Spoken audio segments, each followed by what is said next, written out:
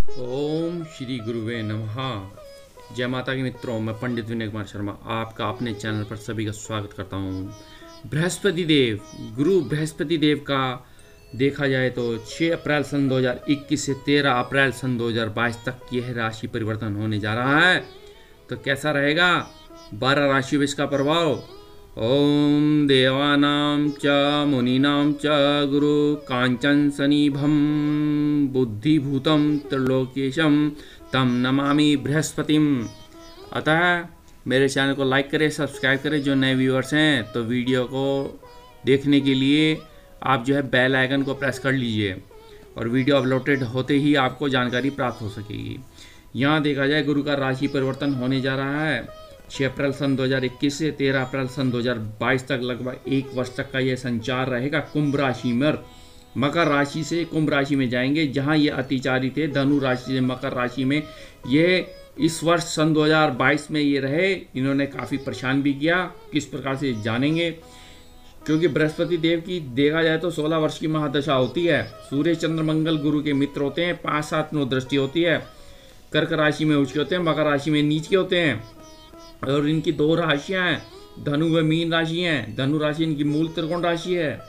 यह सन 2020 से 18 तक ये लगभग ये अतिचारी रहे, जिससे भारत की आर्थिक स्थिति कमज़ोर हो गई, भारत की अर्थव्यवस्था कमज़ोर हो गई। और यहाँ समझ सकते हैं, क्योंकि जब तक ये बृहस्पति देव जब धनु राशि में थे तो धनु राशि में केतु के साथ इनकी युति रही और गुरु केतु का चंडाल योग बना। फिर उसके पश्चात ये मकर राशि में प्रवेश किया, वहाँ यह अतिचारी होकर शनि के साथ ये रहे। तो यहाँ राहु की दृष्टि आना, या आज की स्थिति में समझ लीजिए वृषभ राशि में राहु का गोचर चल रहा है और वह सीता ही बृहस्पति देव पर दृष्टि दे रहे हैं। तो कोरोना वायरस की उत्पत्ति हुई। कोरोना वायरस, क्योंकि राहु हमारे कोरोना वायरस का कारक माना गया है, विषाणुओं का, जीवाणु का, कीटाणुओं का। और वहीं अब इस दौरान ये समझते भी हैं, क्योंकि आप ये समझ सकते हैं, क्योंकि जब तक ये कोरोना वायरस रहा तो भारत की अर्थव्यवस्था कमज़ोर होगी। क्योंकि भारत में यह क्यों अर्थव्यवस्था कमज़ोर हुई, क्योंकि हमारे जो बृहस्पति देव हैं वह धन और कोष के कारक माने गए हैं, फाइनेंस के कारक माने गए हैं। तो इस कारण, और यहाँ बृहस्पति देव का जब तक ये राहु पे दृष्टि आना और शनि के साथ ये युति बनना, तो यहाँ पे ये समझ सकते हैं ये यूनिवर्सिटी, कॉलेज, विद्यालय आदि बंद हो गए और न्यायालय बंद हो गए, मंदिर के देवालय बंद हो गए। क्योंकि बृहस्पति देव कारक हैं, कई स्थानों के कारक हैं। किस प्रकार से ये समझ सकते हैं, क्योंकि यह यदि बृहस्पति देव अगर देखा जाए तो पौरोहित्य, पंडित, कर्मकांडी, हवन यज्ञ, मंदिर, आश्रम, बैंक आदि ये इनके कारक माने गए हैं। और यहीं देखा जाए तो जब तक यह नीच के रहे या गुरु केतु के साथ रहे या नीच के राहु पे दृष्टि रही राहु की, तो इस कारण मंदिर, देवालय, आश्रम, यूनिवर्सिटीज़, ये सब कॉलेज, विद्यालय बंद हो गए। और क्योंकि जितने भी ये स्टूडेंट थे, यूनिवर्सिटी में दंगे फसाद हो गए दिल्ली में, और ये सड़कों पर आ गए। सड़कों पर आपने देखा भी है इसमें। तो यहाँ अब जब कुंभ व सिंह राशि में ये रहते हैं तो कुंभ मेले का होता है, और कुंभ मेला यहीं देखा जाए तो अब देखते हैं कि यह वक्री कब होंगे। 6 अप्रैल में ये सन 2021 में मंगलवार को 6:01 पर यह प्रवेश कर जाएंगे और यहीं मकर से कुंभ राशि में, और वक्री अवस्था में ये 15 सितंबर प्रातः बुधवार 4:22 पर आएंगे। एक बार फिर ये मार्गी होंगे 20 नवंबर शनिवार 11:23 पर ये मार्गी हो जाएंगे, फिर ये कुंभ राशि पर आ जाएंगे। तो इसका प्रभाव कैसा रहेगा। शुक्र बुध इनके शत्रु हैं, राहु केतु शनि सम है, जिसे हम तटस्थ कहते हैं। और गुरु का कारक यदि माना गया है पति, सुख, धर्म, अध्यात्म, संतान, पुत्र, विद्या, विवेक, बुद्धि, बड़ा भाई, सेना, स्वर्ण, ज्योतिष, फाइनेंस, कोष, लेक्चरार, अध्यापक, आयुर्वेद के डॉक्टर। शरीर में यदि रोग हैं, लीवर है, यदि नीच का हो जाए बृहस्पति 6-8-12 भाव में बैठ जाए तो लीवर, हृदय कोष, पाचन, और कान में प्रॉब्लम देता है, नजला, खांसी, ओबेसिटी, मोटापा, चर्बी आदि के रोग देता है। और अब इसमें मैं शांति भी बताऊंगा किस प्रकार से आपने शांति करनी है, लेकिन ये क्या किया जाए यह भी स्थिति बताई जाएगी। ये पार्टों में विभक्त होगी ये वीडियो। अब यहाँ मेष राशि से मीन राशि तक कैसा रहेगा प्रभाव बृहस्पति देव का कुंभ राशि में प्रवेश करना, ये समझते हैं। यहाँ पर गुरुदेव बृहस्पति मेष राशि वालों से जो है यदि देखा जाए लाभ भाव में संचरण करेंगे, लाभ भाव में, और यहीं यदि देखा जाए तो आपके नवम भाव और द्वादश भाव के स्वामी हैं बृहस्पति देव। तो यहाँ शुरुआती समय में यदि देखते हैं तो यह धन लाभ होगा। आर्थिक रूप में यह गोचर आपके लिए अधिक अनुकूल है और आपकी आमदनी में बढ़ोतरी, मासिक वेतन में वृद्धि होगी। संभावनाएं हैं कि एक आय से दो आय साधनों में वृद्धि होगी। आप अपनी महत्वाकांक्षाओं की पूर्ति करने में सफल होंगे। संतान सुख होगा, हायर एजुकेशन होगी, दाम्पत्य जीवन सुख होगा, विवाह का योग बनेगा, पराक्रम और साहस में वृद्धि होगी, इच्छाएं पूर्ण होगी, स्किल डेवलपमेंट्स होंगे। और यही देखा जाए तो यहाँ हायर एजुकेशन PhD पूर्ण होती दिख रही है। यही संतति उत्पत्ति का ये योग बनेगा। आपके भाग्य आपका साथ देगा। विदेश स्रोतों से आपके धन लाभ होगा। और गुरु वक्री होने से कुंभ राशि से यदि मकर राशि में लौटेंगे 15 सितंबर से 20 नवंबर के बीच में, तो यह आपके दशम भाव को प्रभावित करेंगे। कार्य क्षेत्र में आपकी ऊंचा पद, मान, यश, कीर्ति में वृद्धि होगी। सरकारी क्षेत्रों से लाभ होगा। शत्रुओं को परास्त करेंगे, शत्रुओं का दमन करेंगे। और कोर्ट केसेस में आप विजय होते दिख रहे हैं। वाहन बिल्कुल सावधानी से चलाना है इस दौरान। अब यहाँ समझते हैं अब वृषभ राशि वालों के लिए कैसा रहता है, ये समझते हैं। यहाँ गुरुदेव वृषभ राशि से गुरु अष्टम और एकादश भाव के स्वामी होते हैं। और इस यदि वर्ष में यदि हम देखते हैं दशम भाव, नवम भाव को भी यह प्रभावित करेंगे। वृषभ राशि से यदि हम समझते हैं आपके दशम भाव में ये विराजमान रहेंगे, जब अष्टम और लाभ भाव के स्वामी होने के कारण आपको गुप्त धन देंगे। और यह बृहस्पति देव यदि हम समझ सकते हैं ऊंचा पद, मान, यश, कीर्ति में वृद्धि करेंगे। यही लाभ भाव अच्छा, इनका लाभ का योग बनेगा। धन का संग्रह अच्छा रहेगा, धन का इन्वेस्टमेंट अच्छा रहेगा। शत्रु को परास्त करेंगे, शत्रु का दमन करेंगे। और यहीं देखा जाए तो 6 अप्रैल से 15 सितंबर तक बृहस्पति मकर राशि से निकलकर कुंभ राशि की ओर विराजमान। यही दशम भाव आपका सक्रिय हो जाएगा। कार्य क्षेत्रों से लाभ मिलेगा। पारिवारिक जीवन में अच्छा रहेगा। घर परिवार में खुशियों का वातावरण बनेगा। मन में प्रसन्नता आएगी।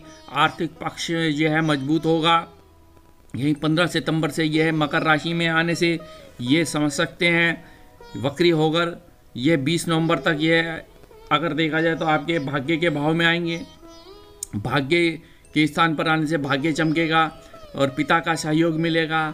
और यही इंपोर्ट एक्सपोर्ट, आयात निर्यात रहेगा। यही धर्म कर्म में, पाठ पूजाओं में रुचि रहेगी। यही संतति उत्पत्ति का योग बनेगा। यही हायर एजुकेशन प्राप्ति का ये योग बनेगा। इस दौरान यात्राओं में सफलताएं, पिता के स्वास्थ्य संबंधी परेशानियां थोड़ी हो सकती हैं। हालांकि यह समय आपके अनुकूल रहेगा। भाग्य में सफलता रहेंगी। अध्यात्म में रुचि बढ़ेगी। तो यहाँ 20 नवंबर को पुनः मार्गी होंगे। तो यहाँ ये कुंभ राशि में लौटने से कार्यक्षेत्र से लाभ मिलेगा। नौकरी में बदलने का विचार रहेगा। पारिवारिक जीवन में सुख और शांति वापस लौटेगी। माता पिता के स्वास्थ्य बेहतर रहेगा। अब मिथुन राशि के लिए समझते हैं कि मिथुन राशि वालों के लिए कैसा रहता है। मिथुन राशि से यदि हम समझ सकते हैं आपके भाग्य भाव में गुरुदेव रहेंगे और यह बृहस्पति देव भाग्य को चमकाएंगे। यही व्यक्तित्व को चमकाएंगे। यही पराक्रम और साहस की वृद्धि करेंगे। यही पिता की मदद और सहयोग मिलेगा। क्योंकि यहाँ ये मिथुन राशि में लगन के अनुसार अगर हम समझ भी सकते हैं कि ये आपके विवाह का योग बनाते दिख रहे हैं। संतान सुख होगा, संतान धनाढ़ होगी। यही आपकी राशि से यह गुरु आपके यदि देखा जाए तो अगर काफ़ी कुछ आगे बढ़ते हुए दिख रहे हैं। यह यदि देखा जाए बृहस्पति यदि आपकी ऊंचाइयों को छुएंगे और यह भाग्य आकस्मिक लाभ मिलेगा। वैवाहिक जीवन साथी से संबंध अच्छे रहेंगे। मान सम्मान में वृद्धि होगी जिसके चलते धन लाभ होगा। धार्मिक यात्राएं रहेंगी। छात्र पढ़ने के लिए दूर जाएंगे और विदेशों में जाएंगे। यहीं 15 सितंबर से 20 नवंबर के बीच में यह आपके मकर राशि में विराजमान होंगे। इस दौरान थोड़ा प्राय लीवर आदि की बीमारी आ सकती है। थोड़े सचेत रहें, परेशानियां आ सकती हैं। धन के मामले में कुछ दिक्कत रहेंगी। ससुराल पक्ष से यदि देखा जाए तो उनके ससुराल पक्ष में दिक्कत आ सकती हैं। हालांकि 20 नवंबर में जब यह बृहस्पति देव मार्ग हो जाएंगे तो नवम भाव में विराजमान होंगे तो यह परेशानी काफ़ी हद तक कम हो जाएगी। भाग्य में वृद्धि होगी। काम बनते आगे बढ़ेंगे। जो आपकी इच्छाएं थी आगे बढ़ने के लिए, जो आपके पुराने काम रुक गए थे वह काम पूर्ण होंगे, पिता से लाभ होगा, दाम्पत्य जीवन अच्छा रहेगा, मान सम्मान में वृद्धि होगी, धार्मिक कार्य बढ़ चढ़कर आगे बढ़ेंगे, प्रेम संबंधों में भरपूर सफलताएं और हायर एजुकेशन से लाभ होता हुआ दिख रहा है और संतति उत्पत्ति का ये योग बनेगा। अब यहाँ समझते हैं कर्क राशि वालों के लिए कैसा रहता है, क्योंकि आपके अष्टम भाव में गुरुदेव रहेंगे, जहाँ ये छठे भाव और नवम भाव के स्वामी बनेंगे। यही देखा जाए कुटुंब परिवार की मदद और सहयोग से लाभ मिलेगा।